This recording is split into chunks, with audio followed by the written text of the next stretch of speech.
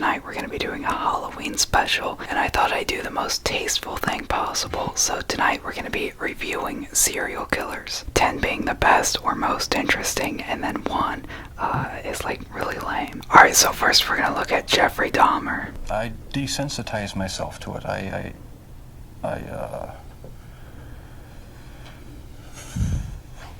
Alright, so first of all, the glasses look excellent, so we're gonna rate their style as well. That's a big part of it, because they have to look cool or be like mysterious in some way, I think. So the glasses, excellent. I think he would do better with a mustache though. I don't know if he'll have a mustache in one of these clips, but already we're off to a good start, especially with the hair as well. But when you hear him, that's another story.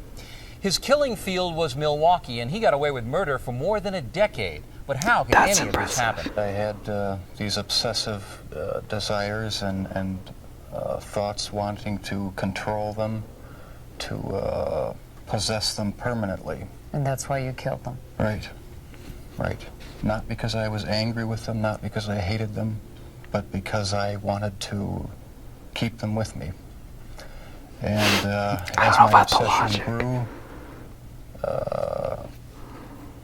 I was saving body parts such as skulls. That's interesting. And skeletons. Jeffrey Dahmer is recalling his monstrous past. Almost 2 years ago, in this little apartment in Milwaukee, police discovered the grisly remnants of one of the most horrible crime sprees in American history.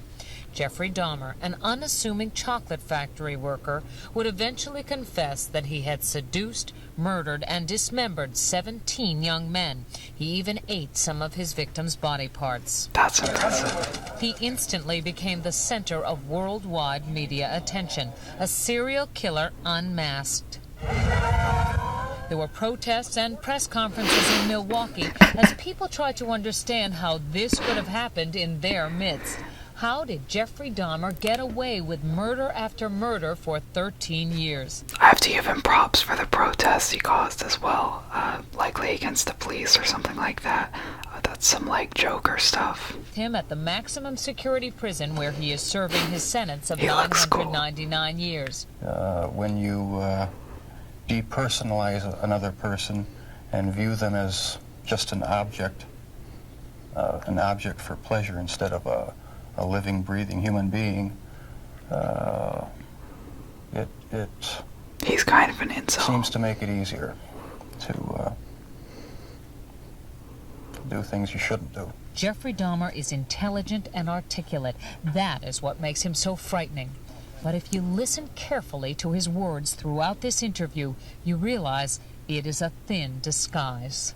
You do sound, though, like the kind of person who could have said to himself, "This is wrong. I must stop." I always knew that it was wrong, but after the first killing was not planned. I was coming back from the shopping mall back in '78. I had fantasies about picking up a hitchhiker and taking him back to the house and having complete control and dominance over him. Jeffrey Dahmer took him to his parents' house.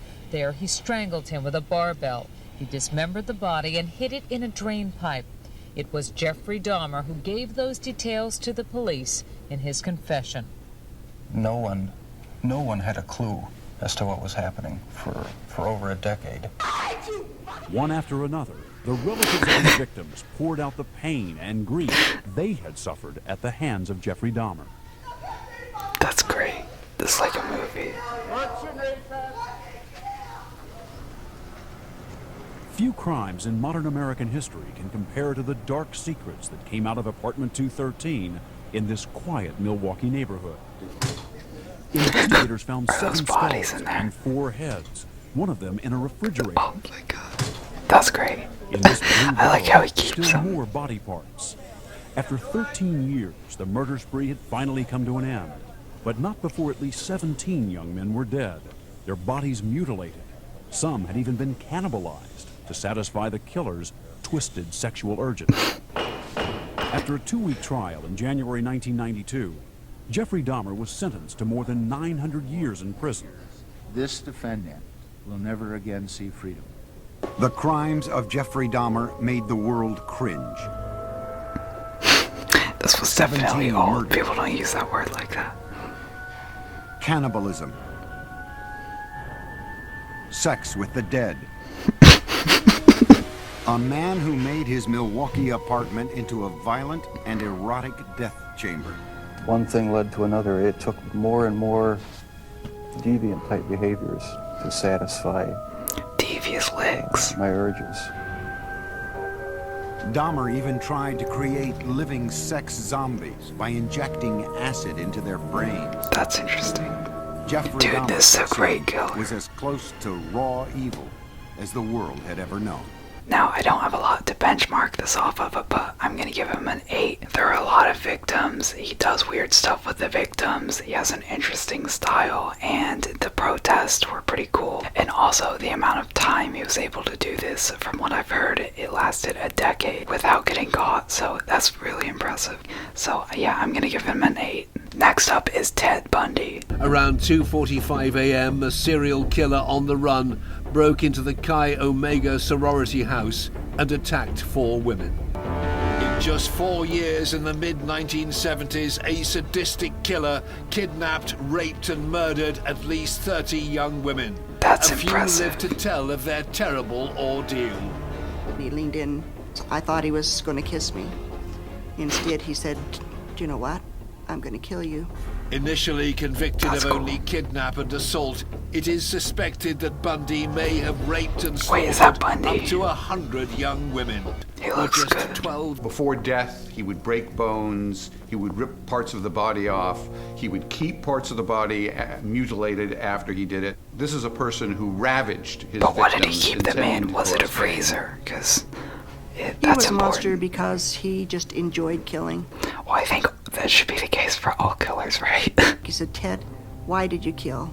And Ted kind of raised one eyebrow and kind of smiled and says, "Because I liked it." Why else do you think? Unmistakably- They just thought it would be like contributing to the greater good or something. Nobody went out at night. Nobody even walked to the library alone. There was terror and fear among women everywhere. Ted Bundy was one. Even if I you wanna see knew how he was talks. evil, he came across as brilliant, charismatic, Charismatic, smart. yeah. So you put together the evil with all of those positive traits, and you have a very dangerous person. This killer's story begins in Just for his character, he's got to be pretty high. Ted Bundy was one of the most infamous serial killers that ever lived, whose crimes were described as extremely wicked, shockingly evil, and the product of a design to inflict a high degree of pain and utter indifference to human life. He confessed to 36 killings, but hinted that the number could potentially be over 100. His crimes That's spanned impressive. from February 1st, Do 1974 you think he's to February 9th, bluffing? It was 1978, actually just 30 despite something. the fact that he was apprehended in 1975. This is because he managed to escape from jail on 2 separate occasions. He's so The charismatic first being on looking. June 7th, 1977 to June 13th, 1977, and the second being from December 30th, He looks like he could be an 1977 actor or to something. February 5th. This interview confession was taken 2 days before his execution in January 1989. The tape is an hour and a half long and gives an insight into his horrific murders. However, many people believe that this was just another way of Ted Bundy stringing people along, and that Ted is saying a lot here without really saying anything meaningful at all. At one point, he even gives a teary-eyed apology, which he pretty much copied verbatim in the run-up to his execution. Here we have footage from shortly after Ted Bundy was recaptured in Pensacola after his escape from a Colorado jail. He managed to kill 2 young girls and rape one of them, and beat up 3 more.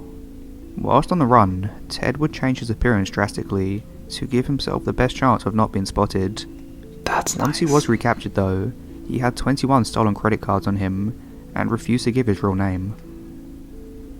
This afternoon, Bundy was taken to court, where he was ordered held without bond. He will remain in Pensacola under tight security until authorities can determine if he will be charged with the Florida State University murders and what state has the strongest case against him.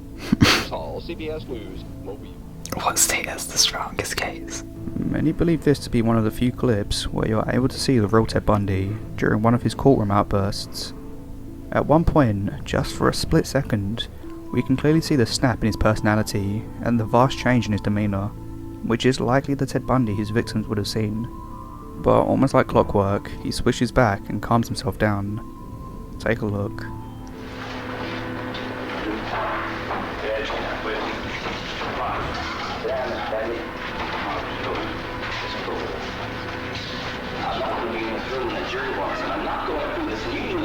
Sit down. You know how far you can push me.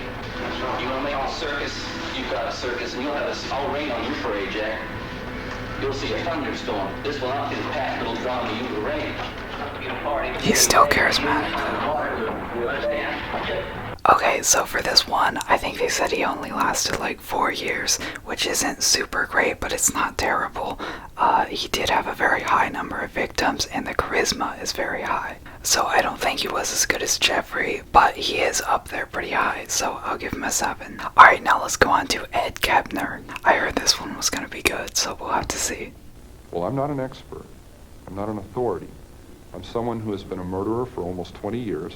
Can you say how many people? It isn't that impossible in this society. We live in a society. This is definitely going to be some incel stuff. That's my prediction.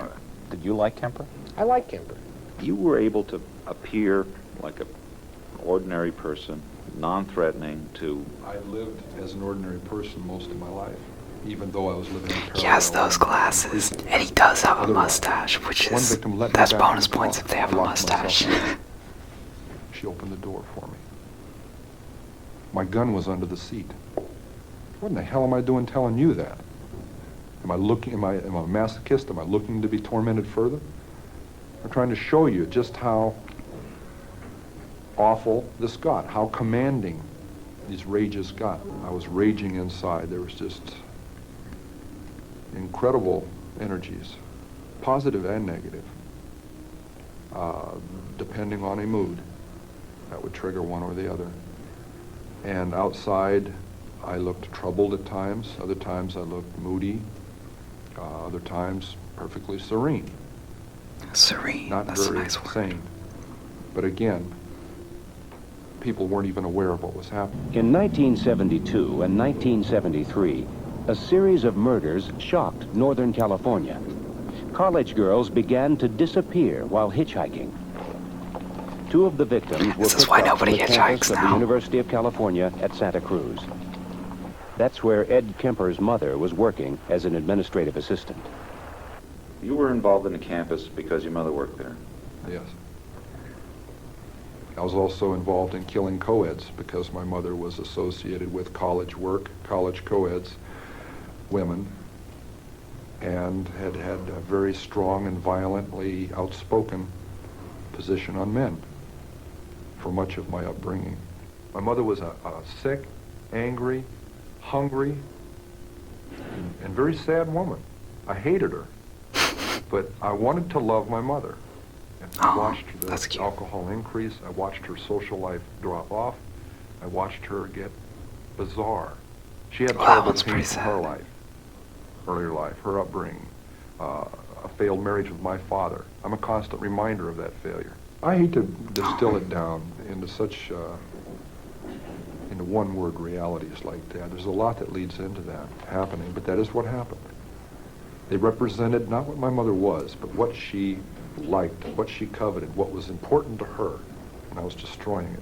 Why did you actually kill the girls? My frustration, my inability to communicate socially, sexually. I wasn't impotent, but emotionally I was impotent. I was scared to death of failing in male-female relationships. I knew absolutely nothing about that whole area. Even if just sitting down and talking with a young lady.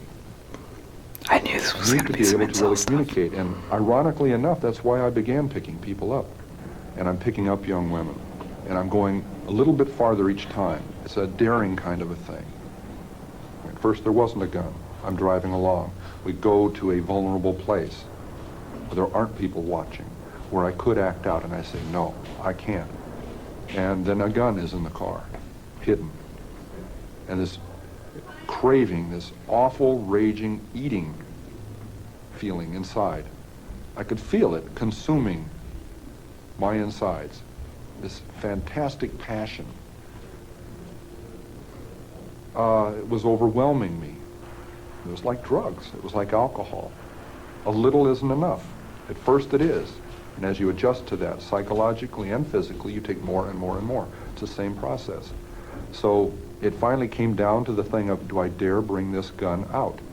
Already realizing if that gun comes out, something has to happen. It was going to happen. I didn't see it then, but it was going to happen. I was playing a dangerous game with a loaded gun that got us all.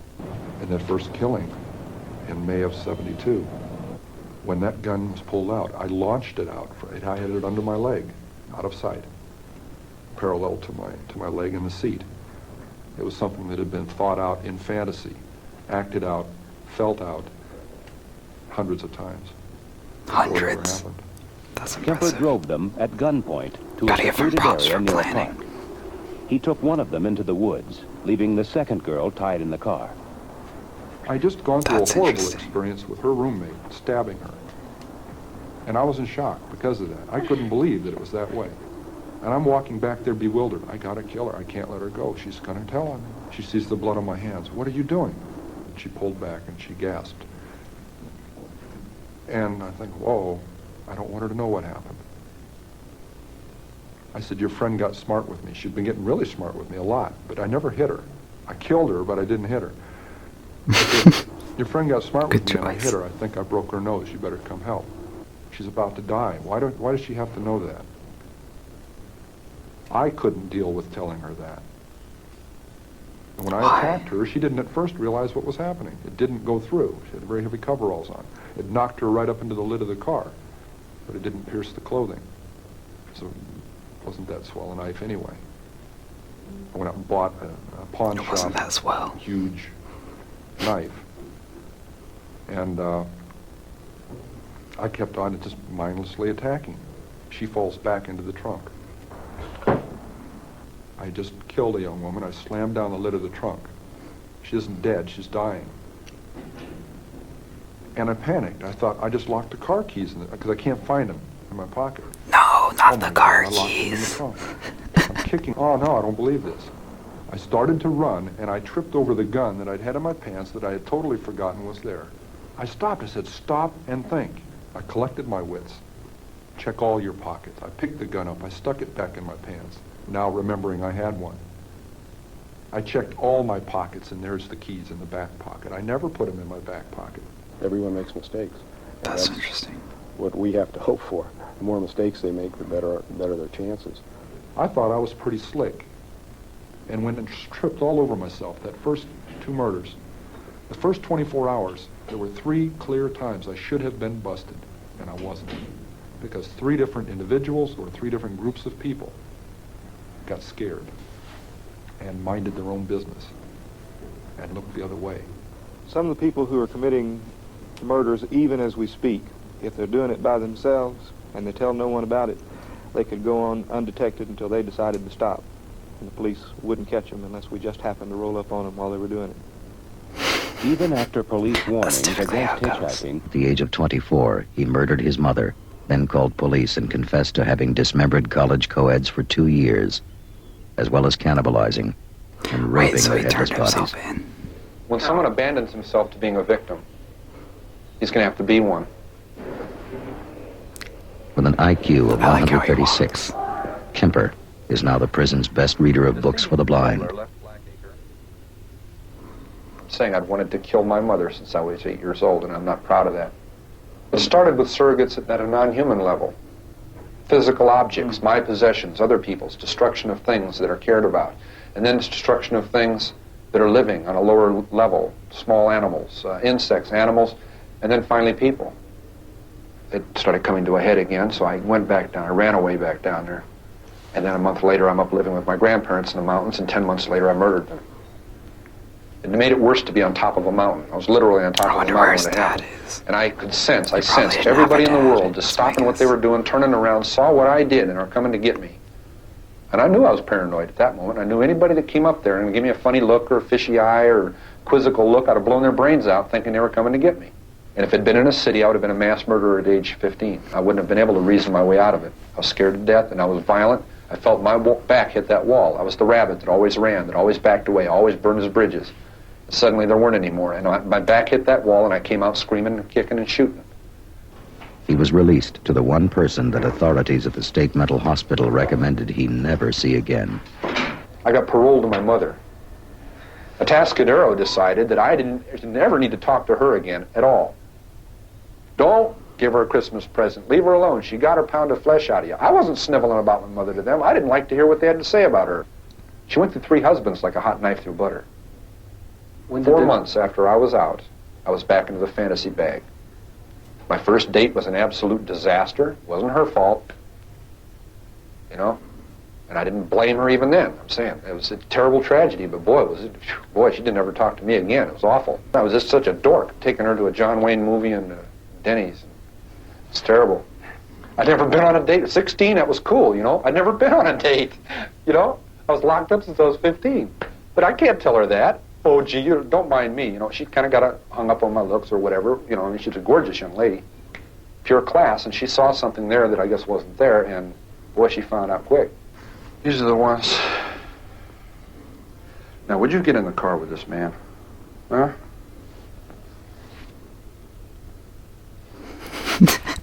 The state has made me much more credible as a human being. While his mother worked at the university, Kemper buried the mutilated bodies in the mountains and took the severed heads home.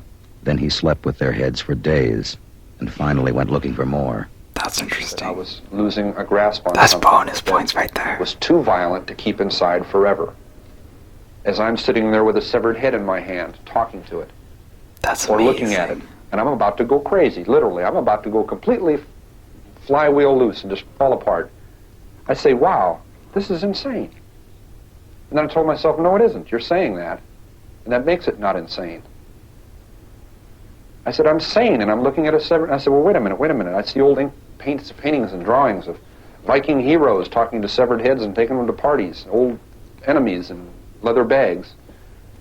Part of our heritage. This is me back then, in 1972 and 73. Unable to live with the fact that I just stabbed to death and cut the throat of an innocent young woman. Innocent in the sense that she did not plan on that happening. She didn't do anything specifically for that to happen to her. I can actually empathize. That she was a very active participant in her own death. To make things fit together inside, I was doing sexual probings and things. I mean, in the sense of striking out and reaching out and grabbing and pulling to me, but appalled at the sense that it wasn't working. That isn't the way it's supposed to be. It isn't the way I want it. See what I'm saying? And yet during that time, I become engaged to someone who's young and is beautiful and very much the same advantages and very much the same upbringing and how did that happen? Disneyland values. And she's very much the reason I surrendered. I picked up 2 girls who were so much like the first 2, it was unbelievable. Almost identical circumstances. And I let them go. Everything went towards killing them, and I didn't. But I'm saying, wow, it's uncanny. It was almost like it was meant to be that way. And I said, wow. Well, that's kind of cool. It's like a character. It's got to stop. And I let them out. They never even knew what was going on. I let them out. I would have gotten away with those 2 being murdered. I said, no, it's got to stop. And a week later, I murdered my mother. Went back to Santa Cruz and killed her.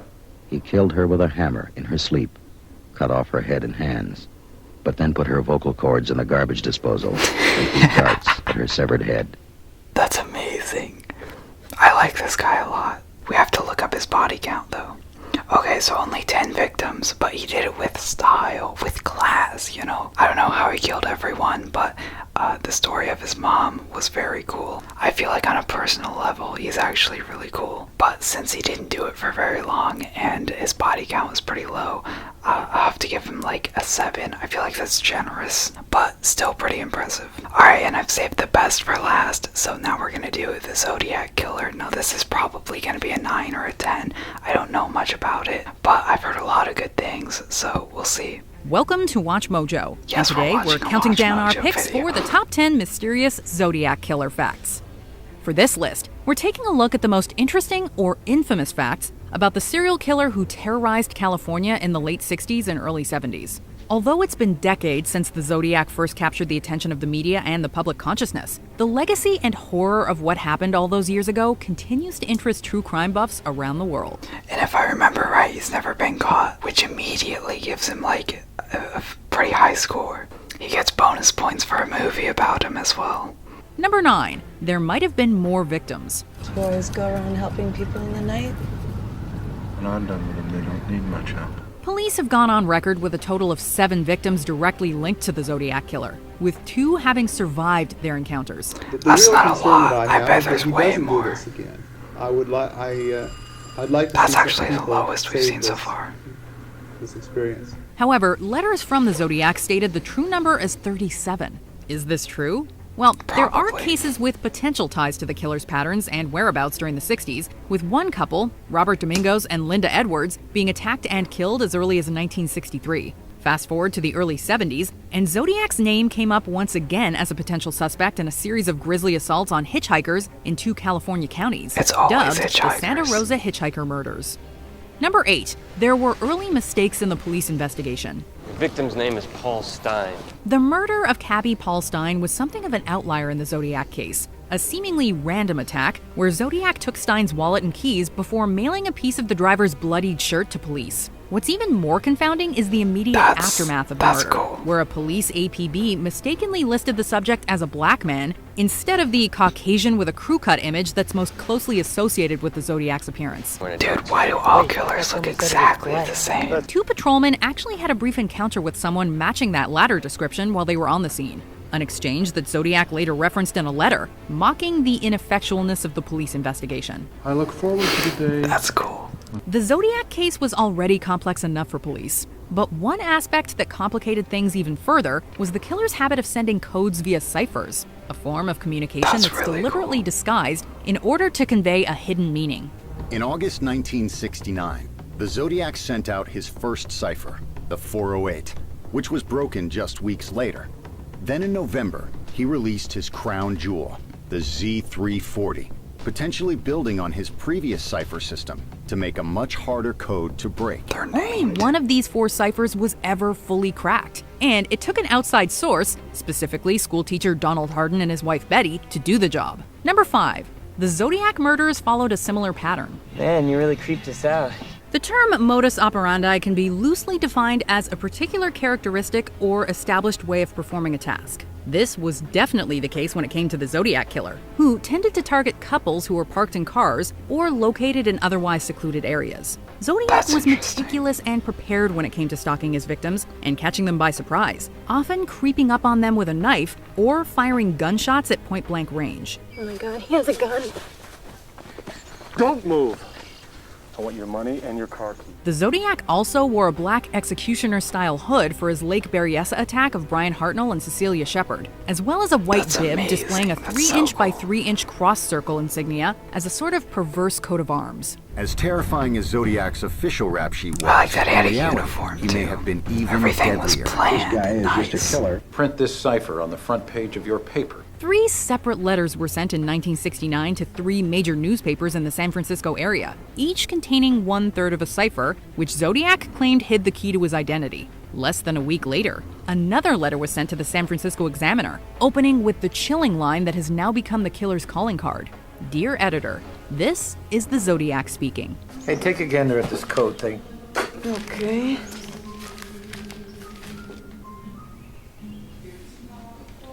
You want to give it a go? We already mentioned the cipher cracked by the Hardins, but another code, dubbed Z13, has been at least partially cracked. The note is short and begins with, "My name is." But don't get your hopes up, because cryptologist Craig P. Bauer wrote on History.com that he believes the actual answer is a joke. Alfred E. Newman, the mascot for Mad Magazine.